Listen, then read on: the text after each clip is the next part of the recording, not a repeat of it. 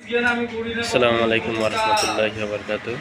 আলহামদুলিল্লাহ, প্রশংসা আল্লাহ রাব্বুল আলামিনের জন্য এবং দরুদ ও সালাম বর্ষিত মুহাম্মদ রাসূলুল্লাহ সাল্লাল্লাহু আলাইহি সাল্লামের প্রতি। আমি ধারাবাহিকভাবে আপনাদের সামনে কিছু হাদিস তুলে ধরার চেষ্টা করব। তো আজকে প্রথম পর্বে একটা হাদিস আপনাদের সামনে পেশ করব। হাদিসটা হচ্ছে আবু উমামা রাদিয়াল্লাহু তাআলা আনহু হতে বর্ণিত। আবু দাউদের 4800 নম্বর হাদিস।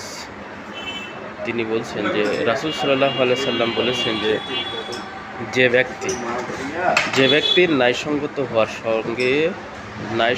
হওয়ার সত্ত্বেও কি করবে, ঝগড়া পরিহার করে চলবে, আমি রাসূল সাল্লাল্লাহু আলাইহি সাল্লাম তার জন্য জান্নাতের বেষ্টনীর মাঝে একটি ঘরের জিম্মাদার।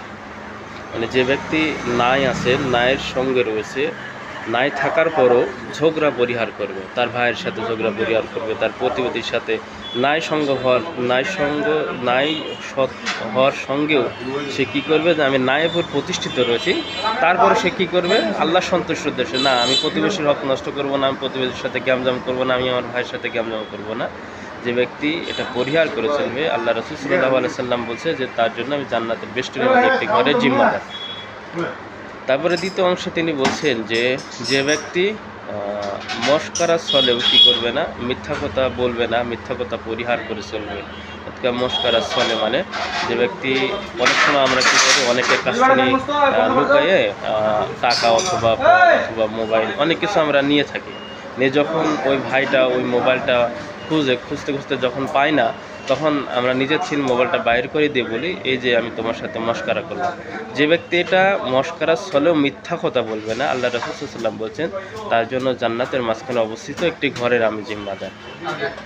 তৃতীয় অংশে আবার বলছেন যে ব্যক্তি কি করবে, তার চরিত্রকে সৌন্দর্যমণ্ডিত করতে পেরেছে, বুঝতে হবে বিষয়টা, যে তার চরিত্রকে উন্নত করতে পেরেছে, মানুষের সাথে ভালো ব্যবহার করতে পেরেছে, প্রতিবেশীর সাথে ভালো ব্যবহার করতে পেরেছে, সে ব্যক্তির জন্য আমি রাসূল সাল্লাল্লাহু আলাইহি সাল্লাম জান্নাতের সর্বোচ্চ স্থানে অবস্থিত একটি ঘরের জিম্মাদার। সুবহানাল্লাহ।